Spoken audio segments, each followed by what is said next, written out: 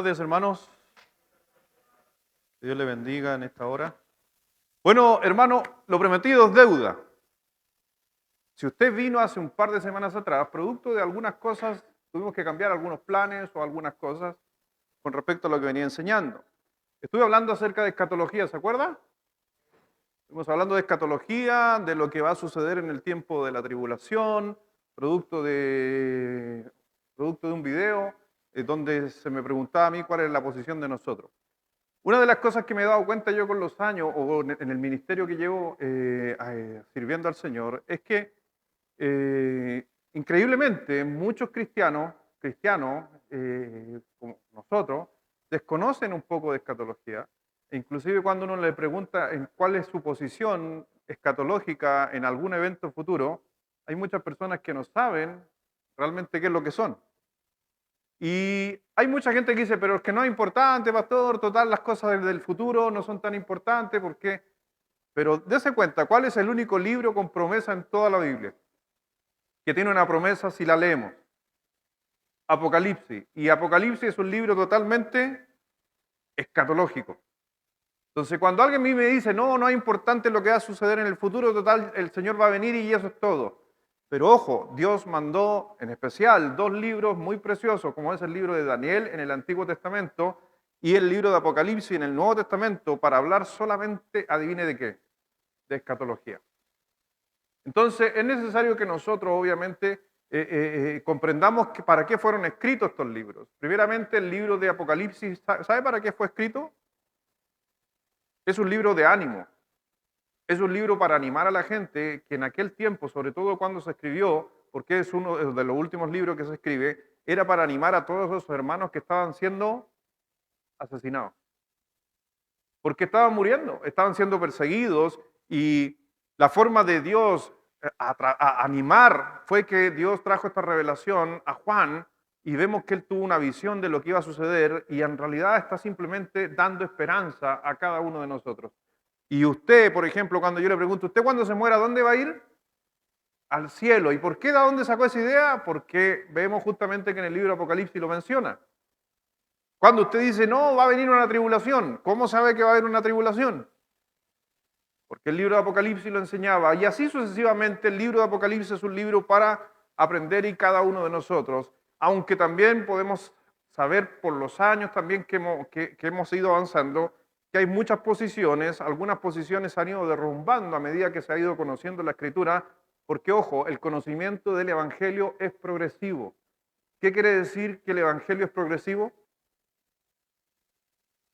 Que se ha ido revelando el conocimiento en cada uno de los hijos de Dios de a poquitito, y muchas veces tiene que ver con la historia, muchas veces tiene que ver con descubrimientos, mucho tiene que ver a veces con rollos. Por ejemplo, en el 1900 se encontraron los rollos del Mar Muerto, lo mencioné el otro día, y fue hasta ese momento, imagínense, en el 1900 se encontró la copia más antigua de los que se conocen de la Escritura como libro completo, y solamente habían ahí, de los 66 libros, habían solamente 32 libros, pero es la copia más extensa. Y cuando miraron esa copia, ¿por qué es importante esa copia? Porque esa copia era más antigua que copias que se habían tomado para la escritura. Entonces muchos textos, a veces en la Biblia, en los primeros años se tenía duda, ¿será o no será? ¿Habrá estado incluido en los primeros siglos estos libros? ¿Por qué usted sabía que algunos pasajes no estaban? Y nosotros desconocemos mucho, eso es bibliología y se desconoce. Nosotros por eso, ¿somos bienaventurados nosotros, esta generación? Totalmente, porque tenemos un libro ya revisado. Hoy día ya no es que vaya a aparecer otro evangelio. Aquí está. Pero no se conocía en el 1900, no se conocía realmente, habían dudas de ciertos pasajes, si realmente debían estar o no estar. Hoy día, bueno, Dios, Él sabe y nos trajo la palabra de Dios y la tenemos ahí. Aunque a pesar de eso, tenemos otras religiones, por ejemplo, hermanas que a lo mejor tienen otros libros que no están aquí y tienen más libros. Entonces, por eso se habla mucho, se opina mucho acerca en especial de este periodo de Apocalipsis. Y vamos a ir al libro de Apocalipsis, ¿le parece? Apocalipsis capítulo 20. Es para mí, creo que uno de los pasajes más controversiales en el sentido de una posición doctrinal hoy día en el mundo cristiano.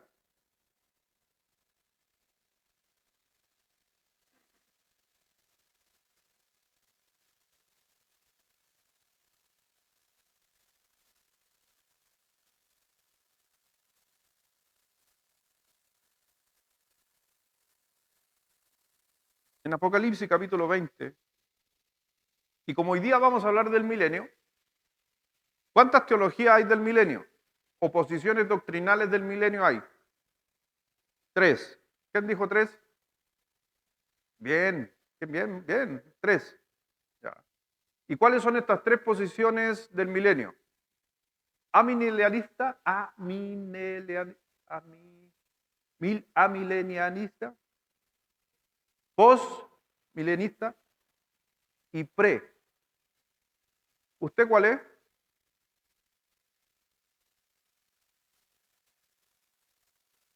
Pre, post,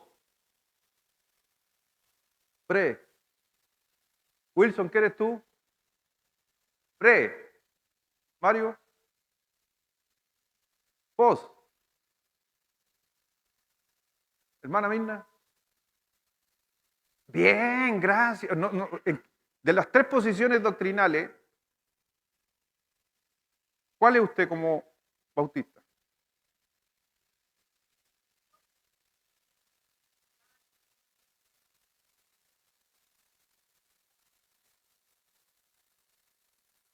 El aplicable ahora.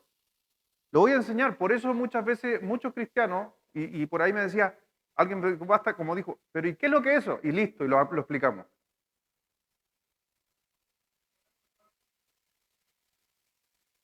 No, lo que pasa es que, por ejemplo, los postmilenistas hay tres interiores de esas tres. Entonces, ojo que estas son las tres bases. ¿Ya? De ahí hay subbases, pero no sé cuál.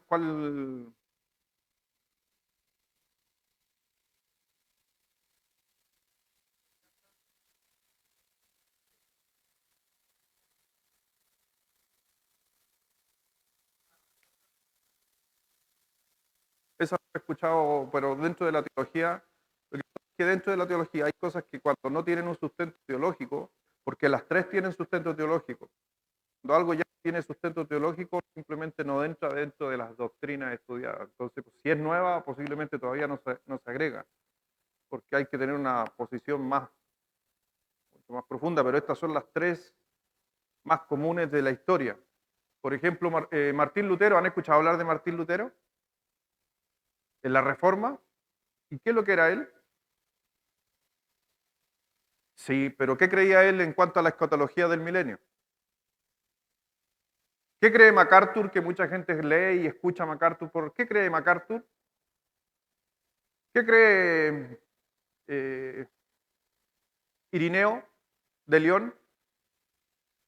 ¿Sabe que Irineo de León era un discípulo de los apóstoles?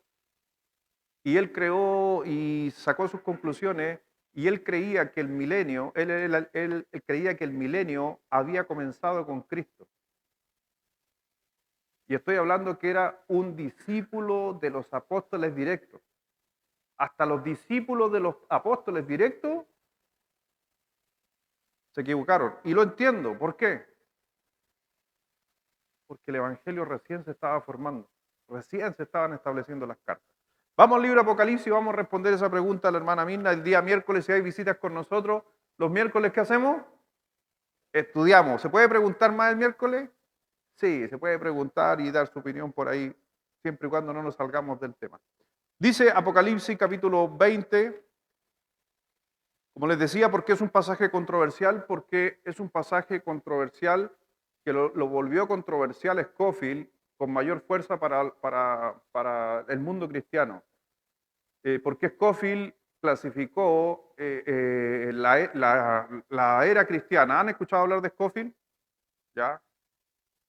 Algunos de ustedes tienen Biblia Scofield. Pero él fue el que vino a decir, él fue el que vino a poner una posición dispensacional sobre la tierra. ¿Y dónde ha escuchado hablar de las dispensaciones?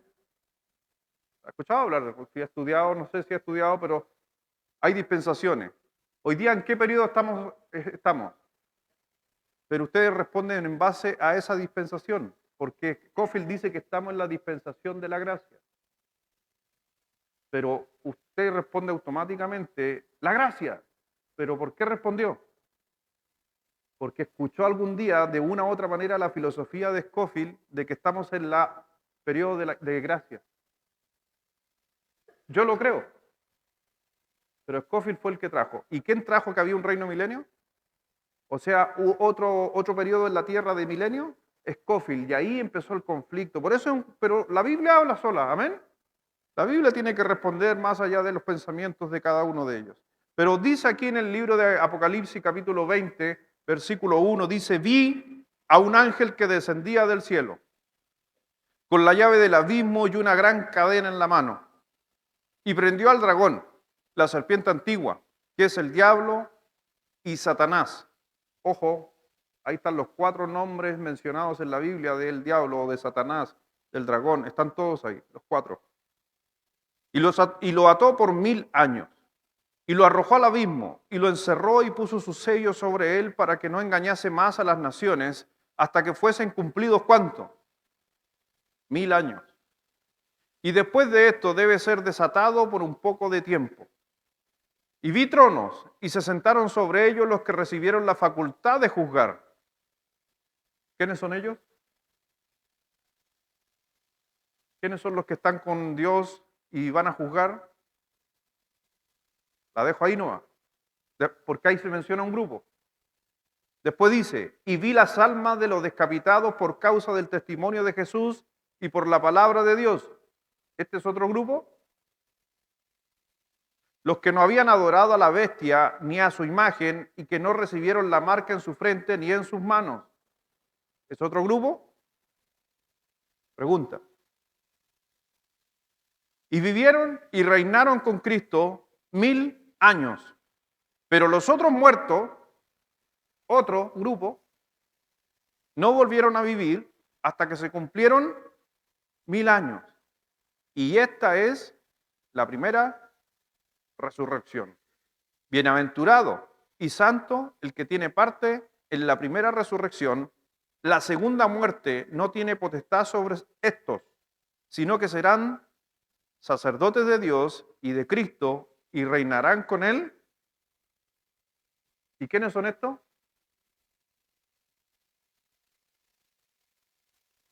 ¿Se da cuenta que cuando empezamos a leer la escritura, inmediatamente empieza a aparecer un grupo, otro grupo, y esto acá? Lo primero que usted tiene que entender es que Apocalipsis nunca en su mente tiene que funcionar primero cronológicamente, es lo primero. No está escrita cronológicamente Apocalipsis, tampoco Génesis. La otra que tiene que entender usted que tampoco Apocalipsis es un libro para leer literalmente. Y ese ha sido un gran problema de muchos cristianos, que todo lo hace literal. Entonces yo le voy a hacer una pregunta, y de ahí nos vamos a ir a orar y vamos a aprender hoy día en esta parte del milenio.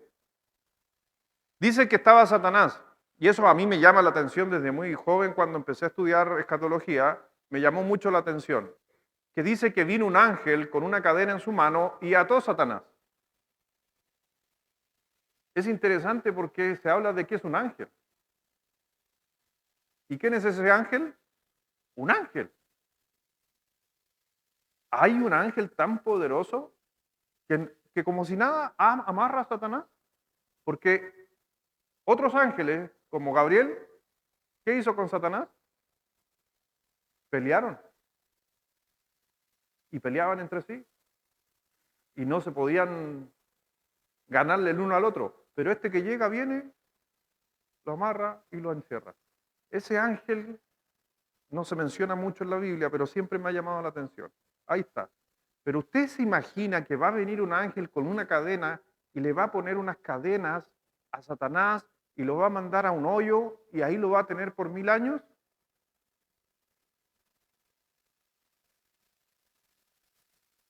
Todos leemos literalmente. ¿Eso habrá querido decir? ¿O es un sentido de lo que Juan está tratando de decir? Lo más importante en esa historia es la palabra 1000, porque 1000 no es que literalmente sean 1000 años. El número 1000 en la Biblia tiene algo que es importante. Por eso se menciona muchas veces la palabra 1000. Bueno, vamos a estar aprendiendo todo eso y vamos a estar aprendiendo acerca de estos pensamientos que tuvieron algunos. Algunos leyeron este libro como Agustín de Hipona, ¿han escuchado hablar de él? Un gran teólogo antiguo, y dijo, no, es lo mismo que Irineo de León dijo, no, Cristo empezó, mire qué creyeron ellos. Ellos creyeron que cuando vino Cristo, Cristo era el ángel y ató a Satanás. Y Satanás fue encerrado ahora por 1000 años. Por eso nosotros pudimos recibir a Cristo y ser evangelizados, porque Satanás estaba encarcelado. ¿Quién lo creía eso? Los primeros cristianos. ¿Usted lo cree eso? ¿Usted cree que Satanás está encarcelado ahora por 1000 años? ¿Se da cuenta de que usted sabe más? Pero es porque ha leído más. Era solamente como mención. Vamos a orar y bendecir este tiempo que vamos a tener. Padre, gracias te damos, Señor, por el tiempo que nos has permitido llegar y estar aquí, Dios, y aprender de tu palabra, sabiendo, Dios, que hay muchas de estas cosas que no las vamos a entender, hay muchas cosas que de este libro que están selladas a nuestro entendimiento, pero también tú, Dios, dejaste mucha información en medio para poder nosotros simplemente descansar y saber que tú vas a reinar, saber que tú vas a estar y venir con tu iglesia y vamos a estar aquí en este lugar. Así que, Padre, gracias, mi Señor, danos mucho entendimiento, conocimiento para poder ver y mirar las Escrituras de la forma correcta. Es tu Espíritu Santo el que produce eso en nosotros.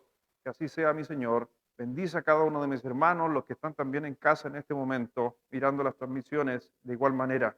Gracias, Señor, por todo. En el nombre de nuestro Señor Jesucristo. Amén. Así que, como les decía, los amilenianistas, ellos creen que primero el milenio tiene que ver con algo simbólico. Ellos creían que era un estado, eso era un periodo simbólico donde Satanás es encarcelado y que Cristo vino justamente a destruirlo y a derrotarlo. Así que ese concepto había producto de algunos textos que en la Biblia encontraron donde el Señor Jesucristo obviamente reina y controla.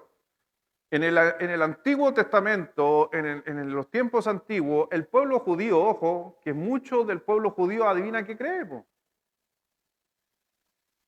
¿Qué cree? Ellos están esperando ¿cuál? ¿La primera o la segunda venida? La primera. Entonces, si ustedes se dan cuenta, ellos también tienen un pensamiento escatológico de lo que está sucediendo. ¿Ya? Y ellos están esperando que cuando llegue el Mesías, como vino la primera vez, comience la era de Cristo que vivió con los apóstoles. Van desfasados mucho más. Hay otros que creen, como los postmilenianistas, sostienen simplemente que la tierra tendrá un periodo de su segunda venida, y cuando Cristo venga por segunda venida, el Señor va a reinar por 1000 años. Y usted va a decir, pero eso creo yo. ¿Usted cree que Cristo viene por segunda vez y reina 1000 años en la tierra? ¿Lo cree eso? Sí. Pero ¿cuál es la salvedad de ellos? Que ellos creen que el que va a traer la paz y el control sobre la tierra es la iglesia, no Cristo. Esa posición para mí es muy ególatra del hombre. El hombre no podemos tomar la posición de Dios. Y ellos dicen que por producto de la predicación del Evangelio hay paz, no hay muerte, no hay nada, pero es el Evangelio. No, para mí no es el Evangelio, ¿ya? Pero esta idea de que la iglesia va a volver al mundo perfecto. Y la otra es la premilenialista, ¿ya? Sostiene que Cristo volverá antes del milenio, por la segunda venida, y va a venir con la iglesia, y va a reinar por 1000 años. Cuando miramos los textos en la Biblia en cuanto a nuestras posiciones, la mayor cantidad de versículos que encontramos, porque siempre cuando nosotros hacemos o tenemos posiciones doctrinales, mientras más hable un versículo de algo, se tiende a tomar esa posición. Si hay un versículo que habla y que a lo mejor da a entender que el milenio no existe, y hay 100 versículos que dice que existe el milenio, ¿usted qué va a creer? La gran mayoría. ¿Y dónde tenemos la mayor cantidad de versículos? En los premilenianistas. En otras palabras, y aquí aclarar, yo soy uno de esos. Y la gran mayoría de los bautistas son aquellos. La gran mayoría. No todos, pero la gran mayoría creemos que Cristo viene en la segunda venida y reina sobre la tierra por 1000 años. Pero veamos qué nos dice la Escritura. Amén. Veamos, empecemos a estudiar. Apocalipsis 20, versículo 1 al 3. Y este se los dejo a ustedes para que le vaya entrando el versículo y después lo vamos analizando. Todos juntos, Apocalipsis 20, del 1 al 3, a la 1, a las 2 y a las 3.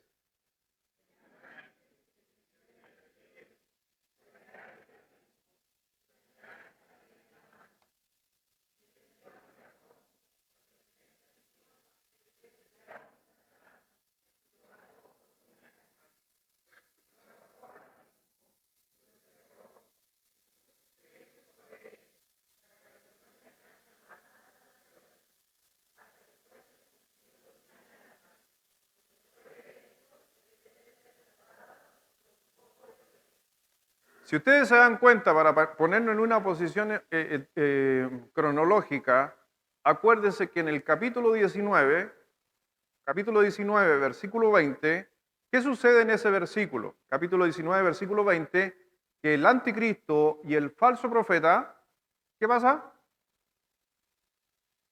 Mueren. ¿Pero quién le había dado autoridad a estos dos? Satanás. ¿Ya? Satanás. Por eso dice el versículo 19-20. Lo veo de aquí con lo... Dice, y la bestia fue apresada y con ella el falso profeta que había hecho delante de ella las señales con las cuales había engañado a los que recibieron la marca de la bestia y habían adorado su imagen. Estos dos fueron lanzados vivos dentro de un lago de fuego que arden con azufre. Primeramente, para mencionar, para los que son nuevos también en la fe, el anticristo, el falso profeta, son seres humanos, son personas. ¿Ya? Son personas. Y obviamente son muertos. Yo sé que en nuestra mente al tiro un lago con fuego y lo van a tirar ahí y van a quemarse. Acuérdense que el Apocalipsis está hablando que posiblemente van a morir y se van al infierno. Pero, ¿qué pasa con Satanás?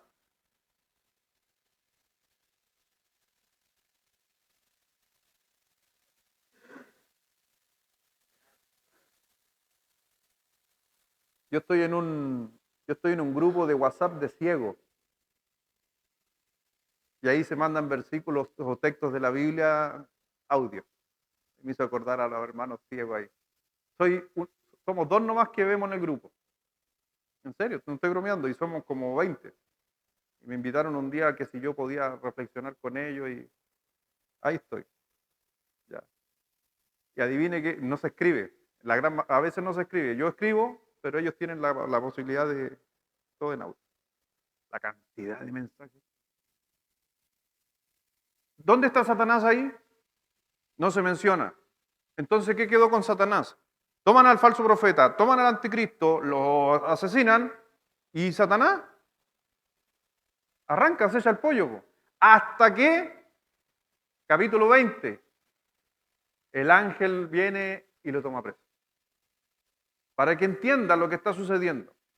Entonces, ahora es curioso, yo le decía a usted, le mencioné hace un momento, que para mí algo bien curioso, más allá la Biblia no dice nada, pero para mí causa curiosidad, es que haya venido un ángel y lo tomó. Ahora, si hubiera dicho el ángel del Señor, si el texto dijera, y vino el ángel del Señor y lo tomó preso, ¿qué entendemos por el ángel del Señor en toda la Biblia?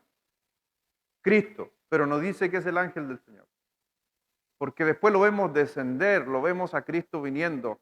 Pero este es un ángel que debe ser hermano. Por eso desde joven me llamó la atención, tiene que ser sumamente poderoso. Que no sabemos, no tenemos a nosotros que pudo controlar a Satanás así. Es increíble. Entonces, pero aquí vemos también en este versículo que estamos viendo, que ustedes lo mencionaron, si quiere subrayar en su Biblia, están los 4 nombres más usados en toda la escritura desde el comienzo de la creación hasta ahora, la serpiente antigua, en Génesis.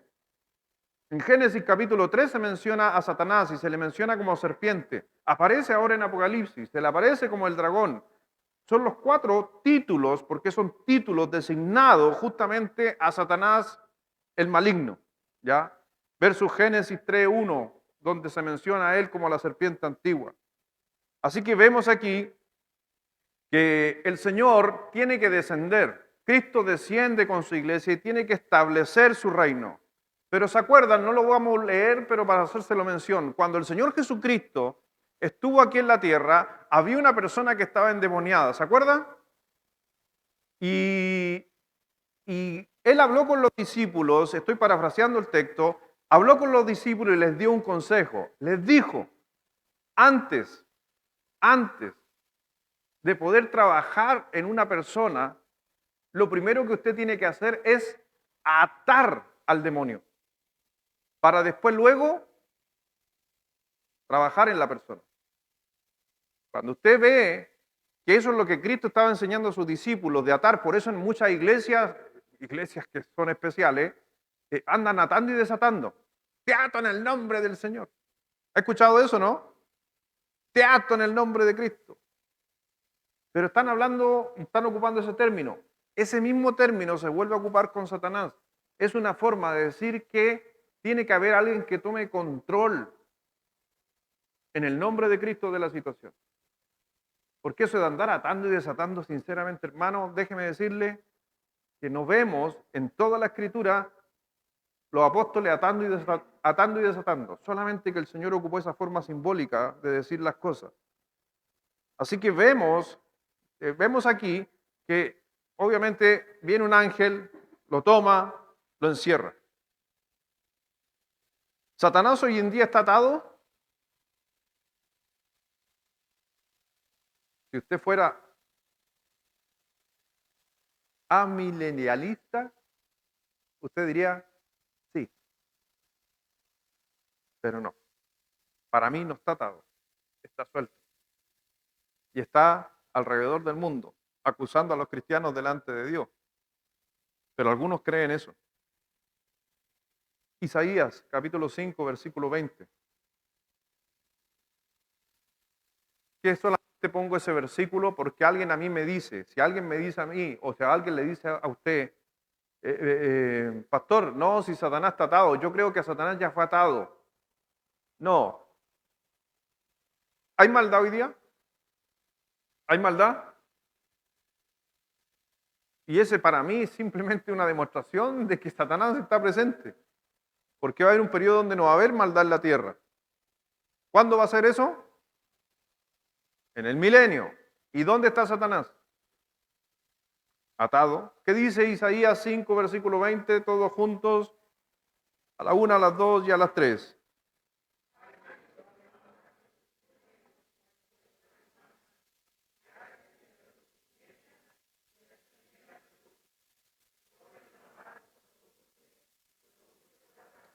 Simplemente yo no le puedo decir a usted, hermano, que hoy día estamos bien o está todo bueno. No le puedo decir que el mundo está bien.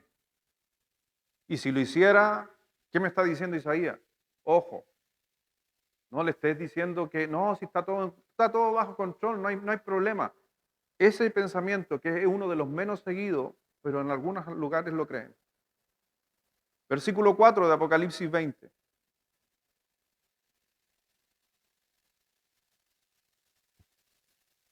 Dice, y vi tronos, y se sentaron sobre ellos los que recibieron la facultad de juzgar. Y vi las almas de los decapitados por causa del testimonio de Jesús y por la palabra de Dios, los que no habían adorado a la bestia ni a su imagen, y que no recibieron la marca en su frente ni en sus manos, y vivieron y reinaron con Cristo 1000 años. Así que mi hermano, si lo ponemos en orden, una vez que la bestia es destruida, el reino, ¿qué pasa con el reino? ¿Es entregado a quién?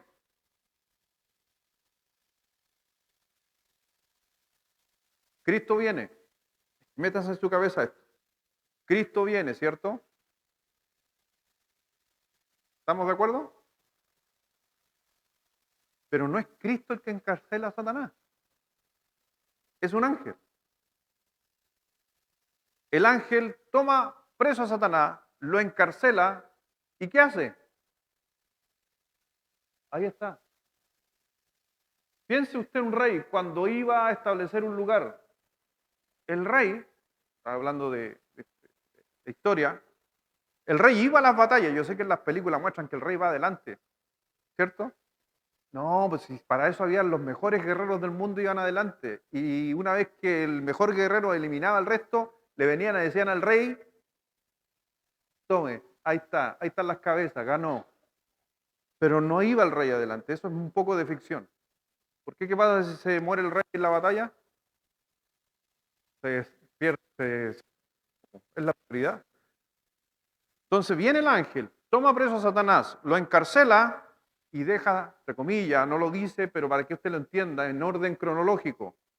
Ya no está Satanás en la tierra, entonces, ¿qué está lista la tierra para recibir a quién? Al que va a juzgar. Con los que va a juzgar. Porque hay dos aquí, hay juicios tanto de Dios o de Jesús, como también con los que vienen con él. Así que dice, mire lo que dice Daniel capítulo 7, versículo 20. Daniel, que es un libro paralelo a Apocalipsis. Daniel 7:20.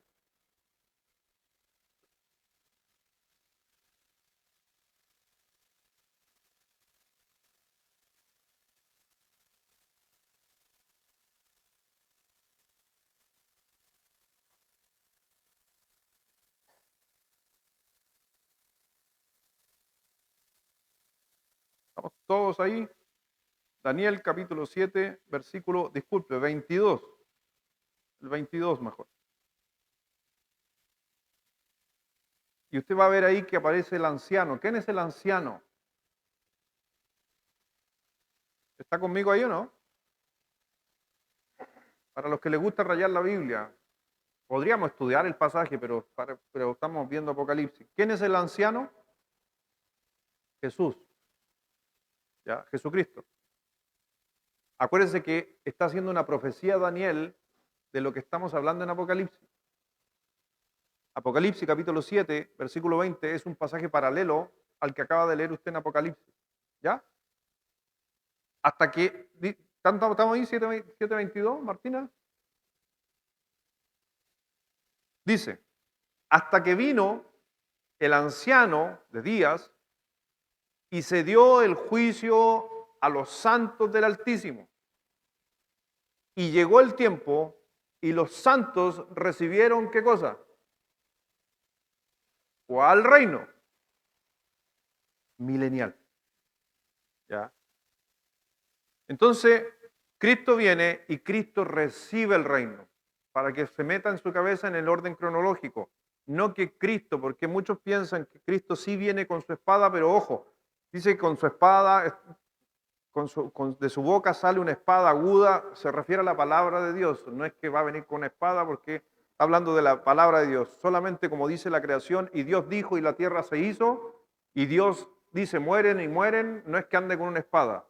Pero cuando Cristo viene y hace eso lo hace sobre las naciones, sobre los malos en ese periodo. Pero sobre Satanás no, porque es un ángel el que toma preso a Satanás y lo encarcela. ¿Me doy a entender ahora o el orden cronológico? Porque ¿cuántos de ustedes, y una pregunta, cuántos de nosotros creíamos que Jesucristo venía y ataba a Satanás y lo lanzaba a la fosa? Muchos cristianos creen eso, pero eso no lo ven, no está en ninguna parte en la Biblia, porque es un ángel. Y al ángel una vez que termina le pasa el reino. Mire, bueno, y vemos ahí en el mismo versículo 27 del libro de Daniel, porque también dice que vino, él recibió, pero también dice que estaba gente que estaba juzgando con él. Y habían otros que también habían sido juzgados. Hay que entender que hay diferentes grupos durante ese periodo. Y aclarar un poco los grupos en su cabeza para que no se me pierda tanto. El primer grupo tienen se refiere a la iglesia. Tanto los del Antiguo Testamento como los del Nuevo Testamento están dentro del primer grupo, porque es la primera resurrección. Nos vamos con Cristo, amén. Y entra un periodo de 7 años de tribulación. En esos 7 periodos de años de tribulación, ¿hay gente que se va a salvar? Sí. ¿Cómo? Muriendo. Por eso lo menciona bien Apocalipsis, los decapitados, los que no se pusieron la marca, los que no adoraron. Porque si usted no se pone la marca y no adora en aquel tiempo, lo más probable es que lo van a matar. Esos se fueron al cielo. Pero también hubo un periodo, un tiempo donde muchos teólogos lo meten dentro del mismo grupo de la iglesia. Pero es que, ¿sabes qué? Y hablando de Dios y aplicando, ¿Dios es justo? Entonces, ¿tiene sentido en la justicia de Dios que este grupo sea el mismo que este grupo? No tiene sentido. ¿Y qué vemos aquí? Que el mismo libro de Daniel, como el libro de Apocalipsis, los va mencionando individuales. Dice, y aquel reino, y el dominio y la majestad de los reinos debajo de todo el cielo, se ha dado ¿a quién? Al pueblo de los santos del Altísimo, cuyo reino es reino eterno, y todos los dominios le servirán y obedecerán. Y es interesante, ¿quién juzga?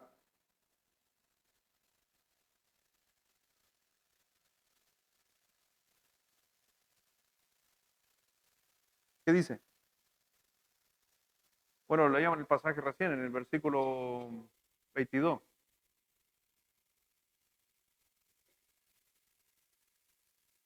Sobre la tierra, nosotros. Sobre las naciones, Cristo. Por eso hay que separar algunos juicios dentro de la segunda venida. Cuando Cristo venga y juzgue a las naciones, Cristo juzgando a las naciones, termina el juicio a las naciones, Satanás ya fue encarcelado, ya fue, y viene un periodo de 1000 años. ¿Y quién juzga durante esos 1000 años? Los santos. Y lo más probable, y es por eso que hace una mención de grupo, que van a juzgar también, pero en diferentes posiciones los santos, tanto los de la segunda, los del arrebatamiento versus los que murieron en la tribulación. Pero tienen el control, porque la palabra juzgar no es un juicio, por si acaso, de castigo, sino es un juicio de autoridad. Ellos van a gobernar, o nosotros, hablemos de nosotros, vamos a posesionarnos sobre la tierra y vamos a tener, obviamente, la posibilidad de seguir anunciando al Cristo. ¿Hay que seguir predicando?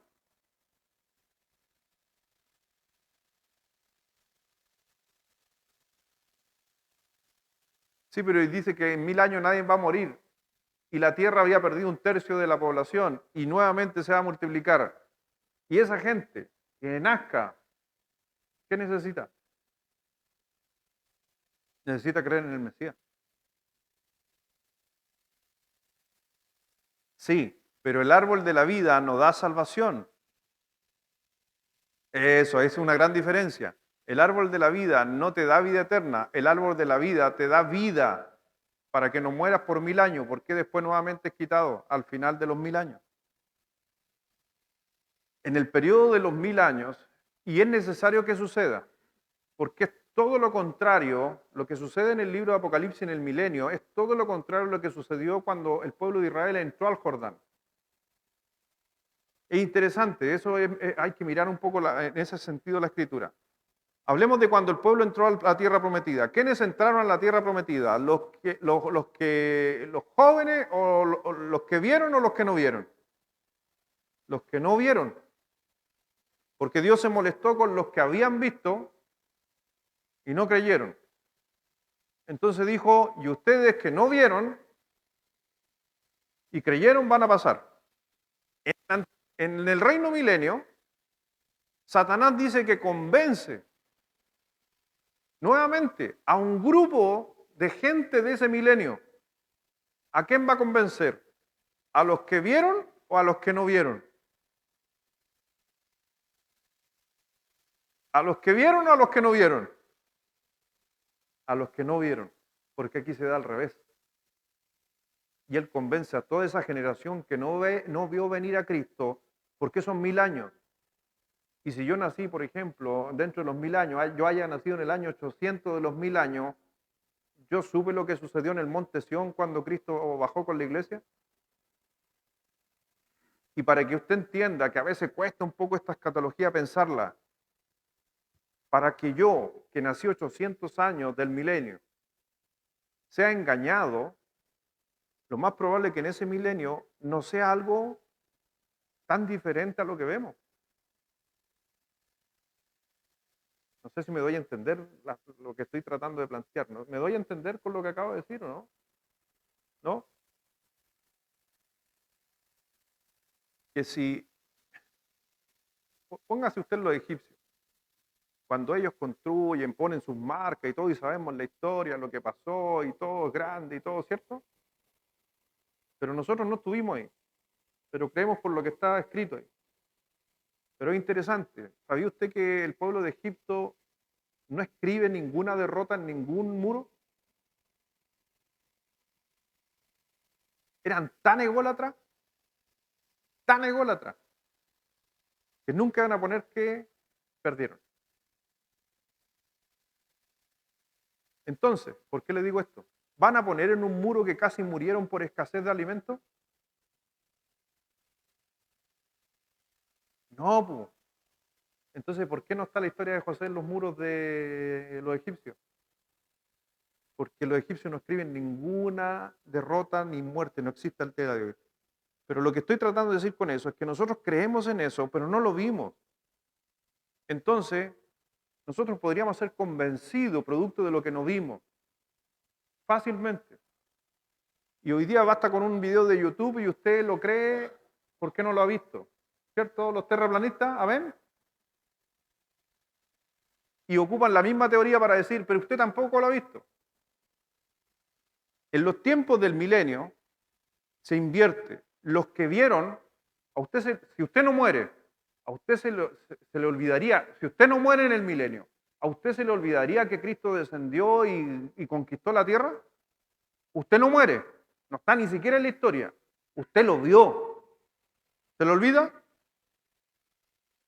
No. Pero las nuevas generaciones, ¿por qué digo esto?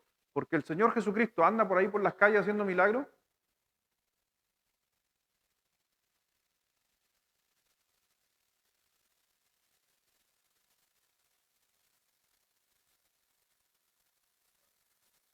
Totalmente, hermana, si el mundo sigue. Lo que pasa es que a eso quería llegar un poco, lo que me daba.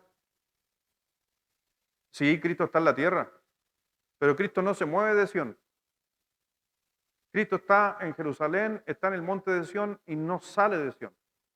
Porque al que le da la responsabilidad de gobernar la tierra es a la iglesia.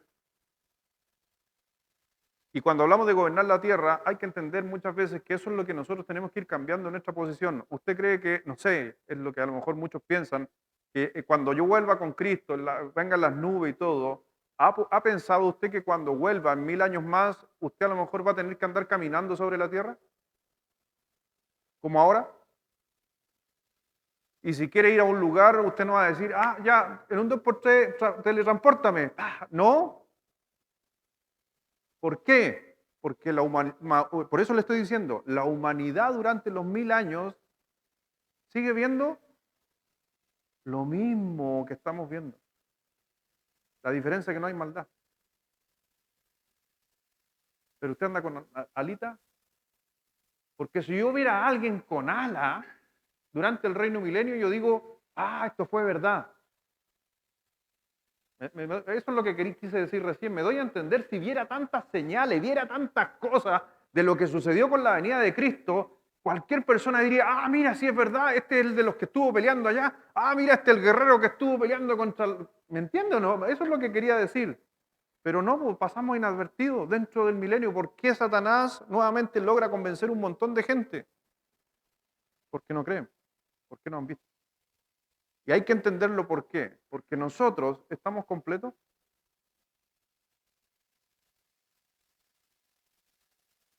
Pero,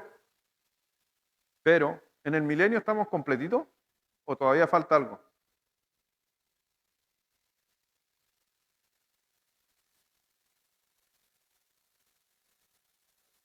Glorificado, totalmente. Pero falta, no digo que falta algo más, pero nosotros no tenemos la misma capacidad, por si acaso,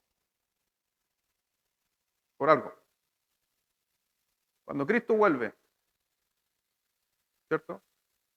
También nos mostró un pasaje, dijo, no me toquen. ¿Por qué no he ido al Padre? Ya.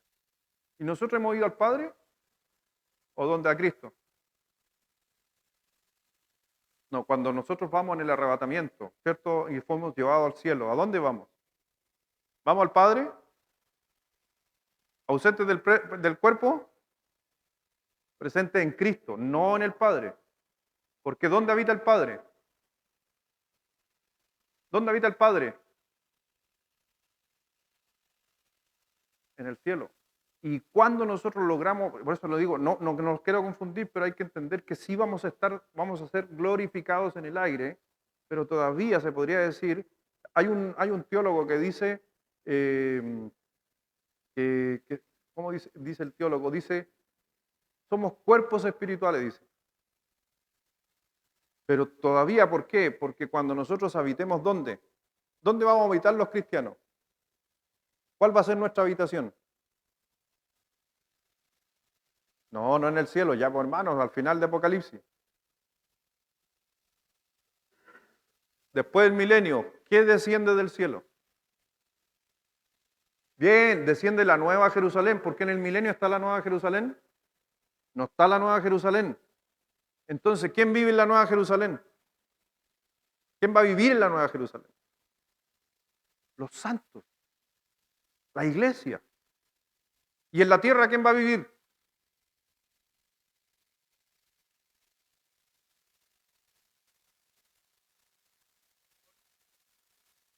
Gente del milenio, y no se olviden de Israel. Porque Israel no vive en la nueva Jerusalén. Israel vive ¿dónde? En los nuevos cielos y la nueva tierra. Por eso, ojo, porque quizás en su mente está pensando que todo el mundo en la era cristiana después va a llegar todo al cielo. Y ahí vamos a estar todos felices en el cielo. No, hay nueva tierra y hay nuevo cielo. Lo dice la Biblia. ¿Y quién va a vivir en esa nueva tierra? No. Sí, bueno, los santos del milenio que pasaron. Nosotros vamos a gobernar sobre... ¿Dónde ponemos a Israel? Partamos por ahí, para ir más sencillo. Israel es la nueva tierra. ¿Y la iglesia? Bien. ¿Y quién va a juzgar o va a tener el control de la tierra a pesar de que está el bien sobre el mundo? Los santos. Porque la posibilidad era de ellos, pero la perdieron.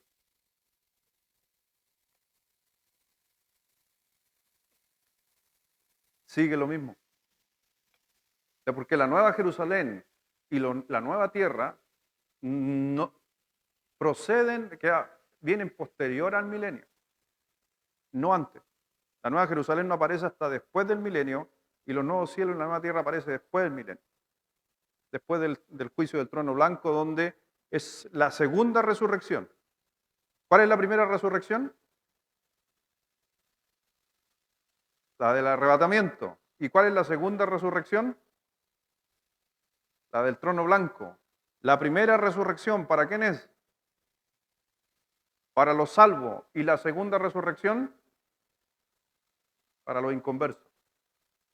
Bienaventurado el que estuvo en la primera resurrección. ¿Por qué no bienaventurado en la segunda? Porque es para condenación, es para juicio. La muerte segunda.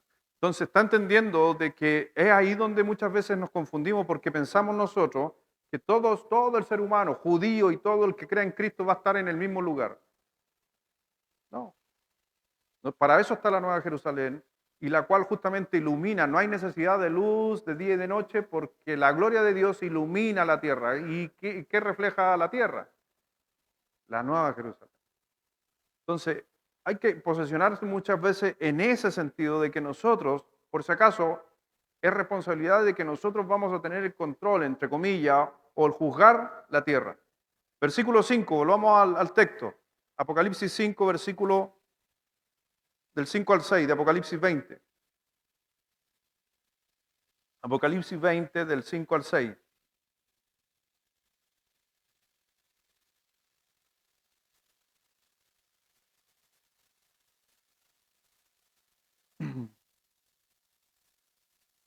Dice, pero los otros muertos, versículo 6 dice, versículo 5, pero los otros muertos no volvieron a vivir hasta que se cumplieran 1000 años, ¿ya? Y esta es la primera resurrección, para por si acaso ese grupo, el grupo. Bienaventurado el santo, el que tiene parte en la primera resurrección, la segunda muerte no tiene potestad sobre esta, sino que serán sacerdotes de Dios y de Cristo y reinarán con él 1000 años. Y ahí usted vea cómo entre un versículo salta para allá y después se devuelve para acá. Por eso no es cronológico. Y aquí debemos darnos cuenta, por si acaso, que no va a haber una resurrección general en la primera, sino específica. ¿Ya? Y en la segunda es general, de todos los muertos sin Cristo, porque si fueran en Cristo, estarían en la primera. Pero usted va a decir, pero ¿y si hay gente que no murió en los 1000 años, como el pueblo de Israel o el pueblo judío, no murió? ¿A dónde van a pasar ellos? Al nuevo cielo y la nueva tierra. Y ese es un tema también que se ha conversado mucho, se ha hablado mucho, porque nuestra mente obviamente está limitada en cuanto a lo que va a suceder. Si hay gente viviendo en esta tierra y el Señor hace una nueva, ¿usted está pensando en que la gente que está aquí se va a cambiar de casa? O sea, ¿vamos a subirle a unas naves y nos vamos a ir a otra tierra? Lo más probable, que eso es lo que muchos piensan, es que la tierra es regenerada y hace una nueva, pero una nueva aquí, así. Porque tenemos ese concepto de nosotros pensar una nueva tierra. ¿Y cómo va a ser el medio de transporte? Y nos vamos a cambiar. Primero nosotros nos vamos a estar ahí en ese sentido. Pero la gente que esté, algo va a suceder en la tierra, el Señor va a generar todo, va a regenerar todo, va a cambiar posiblemente lo que conocemos hoy día por galaxia. ¿Por qué? Porque la Biblia dice que ya no tenemos necesidad de sol. Entonces posiblemente el cosmos va a cambiar. ¿Cómo? No, la Biblia, dice el libro de Hebreos que la Biblia siempre, siempre, en toda persona va a estar grabada en nuestros corazones y en nuestra mente. ¿Por qué? Porque mira lo que dice el texto de la Biblia, porque la palabra de Dios es para ayer, para hoy, siempre, eterno. Pero la diferencia que dice Hebreo, que la Biblia va a estar grabada en nuestra mente y en nuestros corazones. Apocalipsis, por ejemplo, que a Romano, 1 Corintios capítulo 10 dice, y nos da una razón por qué, dice que las cosas que sucedieron en los tiempos antiguos nos sirvan como ejemplo. Entonces va a ser necesario, va a estar en nuestra memoria todo lo que sucedió y lo que ha sucedido. Y la Biblia es algo, es la palabra de Dios, por eso tiene que estar presente, tiene que habitar entre nosotros. Pero vemos justamente lo que está sucediendo aquí y vemos que aquí empieza a aparecer gente, hay diferentes personas, estos grupos, como les mencionaba, están los que fueron arrebatados, están los que murieron en la tribulación. Pero aquí encontramos también en el versículo 14, mire por favor, versículo 14, de Apocalipsis 20, versículo 14.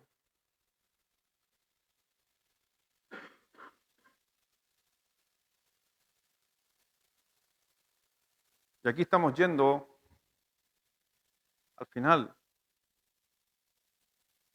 Dice el versículo 14, ¿está conmigo ahí? Esta es la segunda resurrección. Si lee un poco más adelante, versículo 13, dice, y el mar entregó los muertos que habían en él. ¿Qué simboliza el mar en la Biblia? Muchedumbre, bien. Entonces, quizás mucha gente hemos pensado, y toda esa gente que murió en el mar va a salir. No, mar es gente. Entonces, ¿qué está diciendo el texto de la Biblia? De todo el mundo, el Señor va a levantar de todo el mundo. Dice, ¿dónde? En el mar. Y el mar entregó los muertos, o todo el mundo entregó a sus muertos que habían en él, y la muerte y el Hades entregaron los muertos que habían en ellos. Se refiere a quiénes son el Hades. Se está refiriendo a los que habían muerto y están sepultados esperando la resurrección. ¿Quiénes son estos que están muertos y sepultados esperando la resurrección? Es gente que no fue salva y que murió. Si hoy día alguien se muere no siendo salvo, ¿dónde va? A la tumba. ¿Dónde está? Ahí. Por eso gente dice, ¿se fue al infierno? No, no se fue al infierno. ¿Por qué? Porque necesita ser resucitado para recibir el juicio. Es aquí. Entonces, si hoy día una persona se muere, hoy día una persona fallece no teniendo a Cristo, está durmiendo.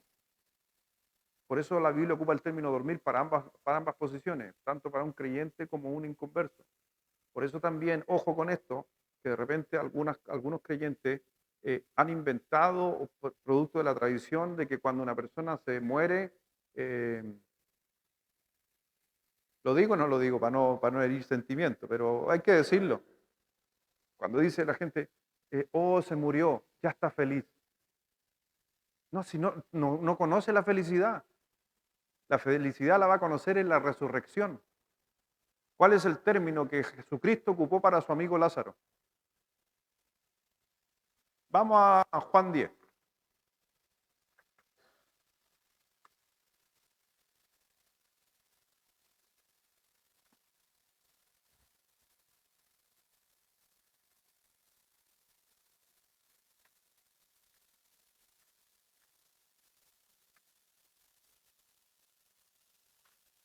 Juan 11, disculpe, me equivoqué. Juan 11.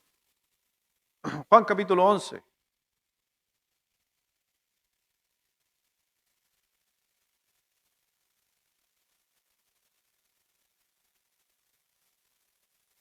Versículo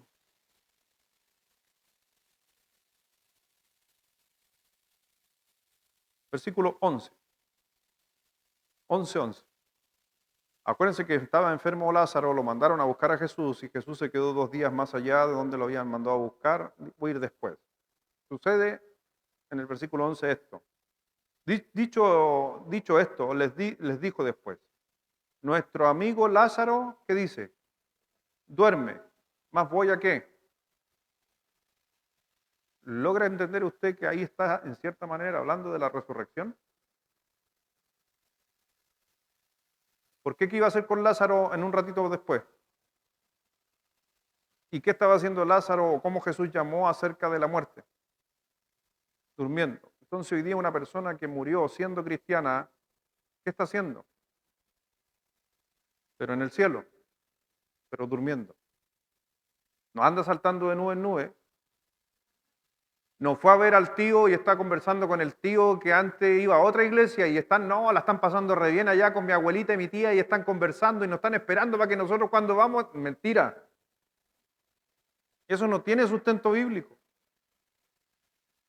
Ni andan volando y andan por ahí o están con los binoculares mirando cómo estoy yo. Lo siento hermano, pero lamentablemente la escritura no enseña nada de eso. Están, ¿qué dice? Durmiendo.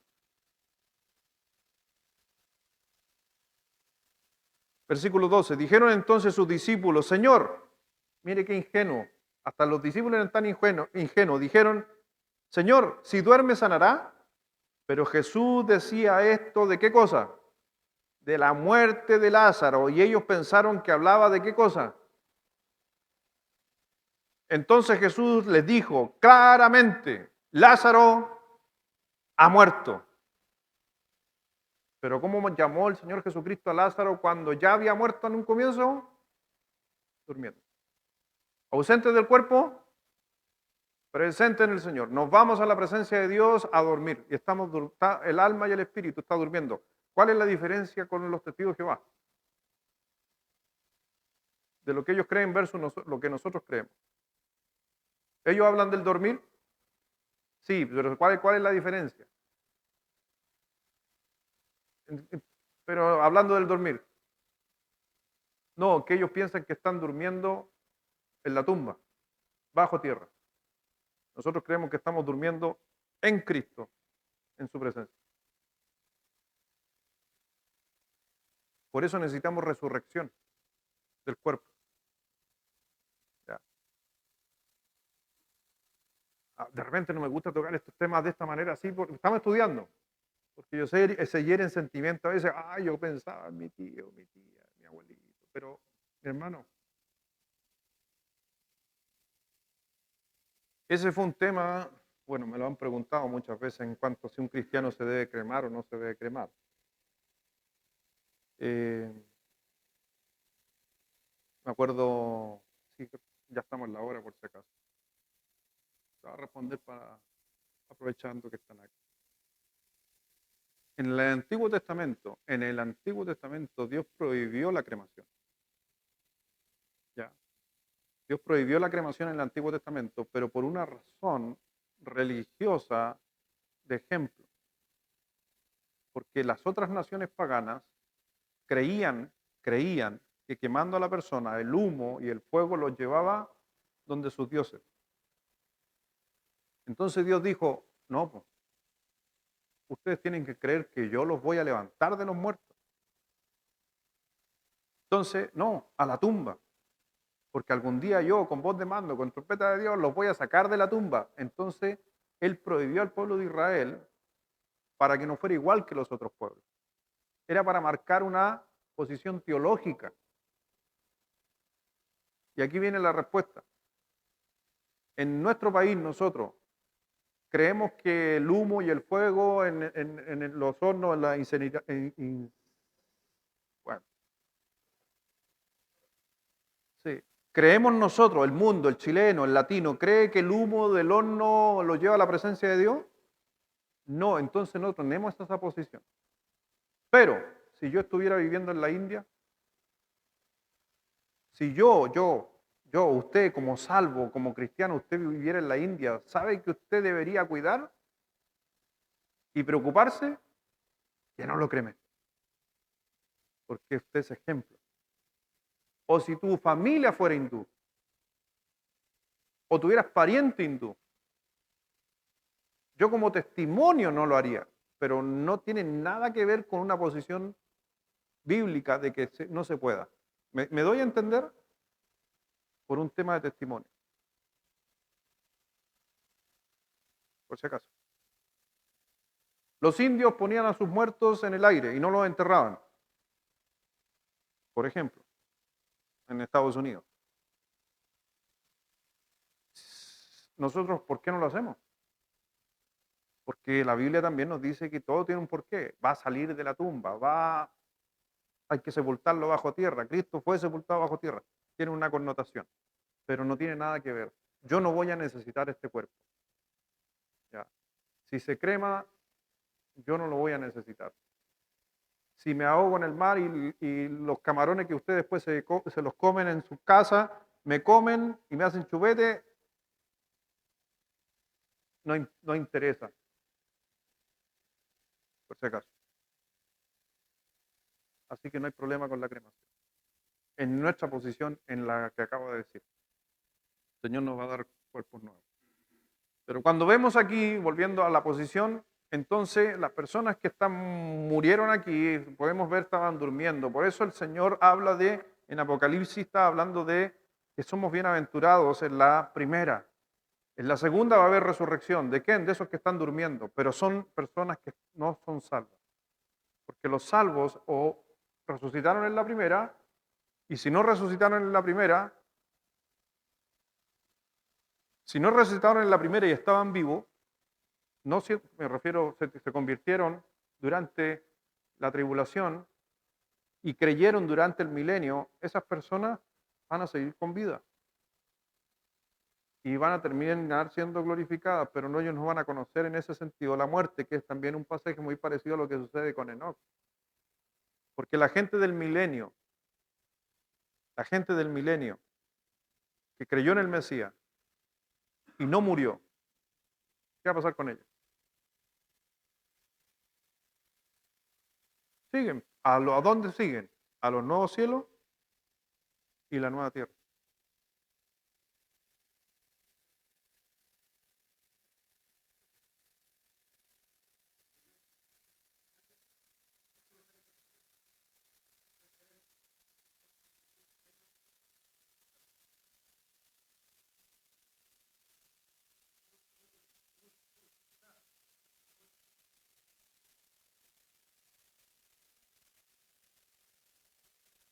No.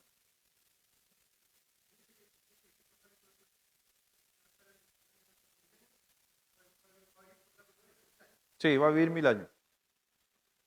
Sí.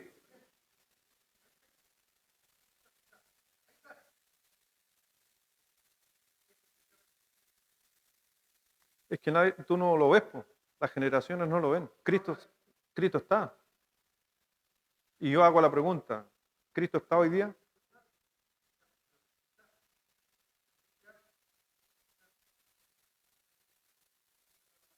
Sí, sí, claro, sojuzgar.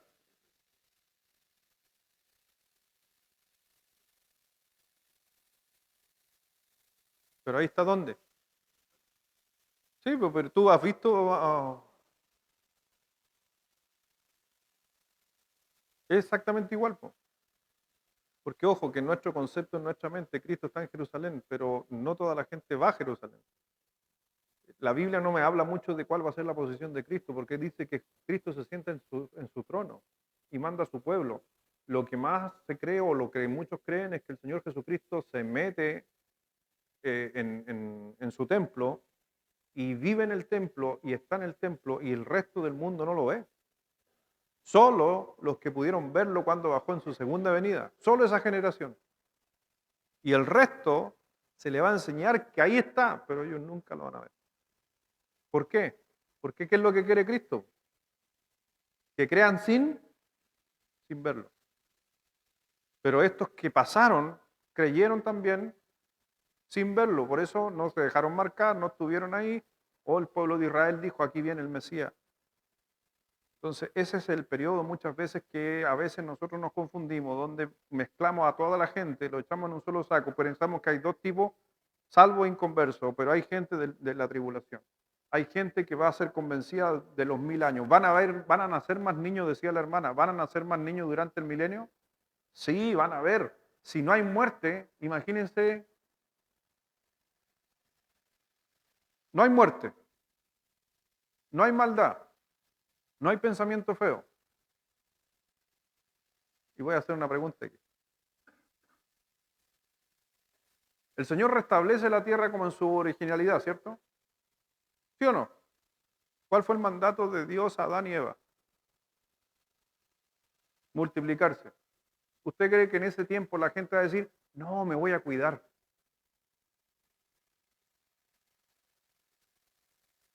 ¿Te hago una pregunta? El que hoy día el ser humano se cuide, ah, ¿está dentro de la naturaleza buena o la naturaleza mala?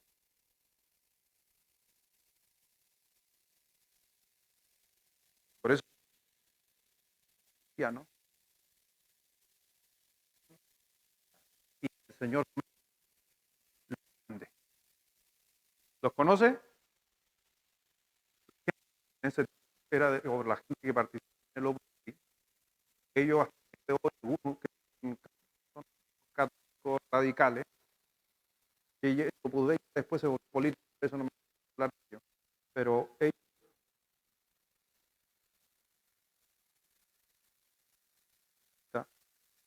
son parte de nuestra, ellos no toman pastilla, no usan nada, porque ellos dicen que vinimos a la tierra a obedecer a Dios.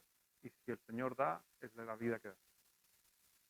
Por eso, la Iglesia Católica, y me estoy saliendo del tema, pero para que a veces es bueno mencionarlo, la Iglesia Católica hasta el día de hoy está en sus doctrinas, no están de acuerdo con la pastilla anticonceptiva. Y los cristianos, los cristianos, los que nos creemos mejores a veces que ellos, ¿sabe qué? Están calladitos, no opinan y no dicen nada. Pero si nos pusiéramos medio bíblicos,